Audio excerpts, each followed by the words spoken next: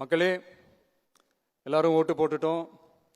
உங்க அண்ணனை, உங்க தம்பிய, உங்க பிள்ளைய எல்லாரும் ஜெயிக்க வச்சு முதலமைச்சரா ஆக்கிட்டோம்.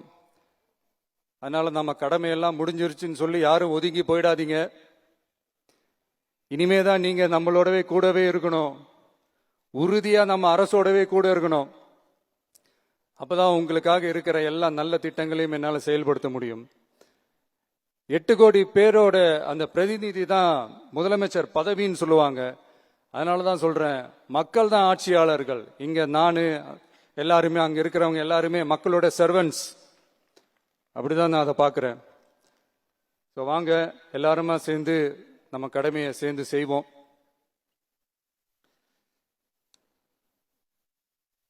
நம்ம அரசுக்கு எதிரான சக்திகளையும் சரி சதிகளையும் சரி முறியடிப்போம். நீங்க எல்லாரும் நம்மளோட இருக்கும்போது எனக்கு வேற என்னங்க கவலை? நல்லதை மட்டுமே நோக்கி நகருவோம்.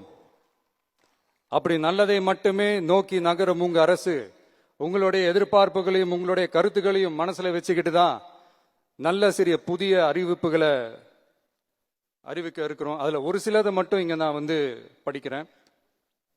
ஒன்று, தாய்நாட்டிற்காக தன்னலமற்ற தியாகம் செய்து நமது நாட்டின் பாதுகாப்பிற்காக அரும்பாடுபட்ட முன்னாள் படை வீரர்களின் நலன் கருதி அவர்களது 2 மகள்களுக்கும் வழங்கப்படும் திருமண நிதி உதவி 25,000 ரூபாயிலிருந்து 50,000 ரூபாயாக உயர்த்தி வழங்கப்படும். 2, மாற்றுத்திறன் கொண்ட முன்னாள் படை வீரர் மற்றும் அவர்களை சார்ந்தோர்களுக்கு வழங்கப்பட்டு வந்த மாதாந்திர நிதியுதவி 5,000 ரூபாயிலிருந்து 7,000 ரூபாயாக உயர்த்தி வழங்கப்படும். 3, மாநில அரசால் விடுதலை போராட்ட வீரர்களுக்கு வழங்கப்பட்டு வரும் மாதாந்திர ஓய்வூதியம் 23,000 ரூபாயாக உயர்த்தி வழங்கப்படும். 4, மாநில அரசால் விடுதலை போராட்ட தியாகிகளின் குடும்பங்களுக்கு வழங்கப்பட்டு வரும் மாதாந்திர குடும்ப ஓய்வூதியம் 12,500 ரூபாயாக உயர்த்தி வழங்கப்படும்.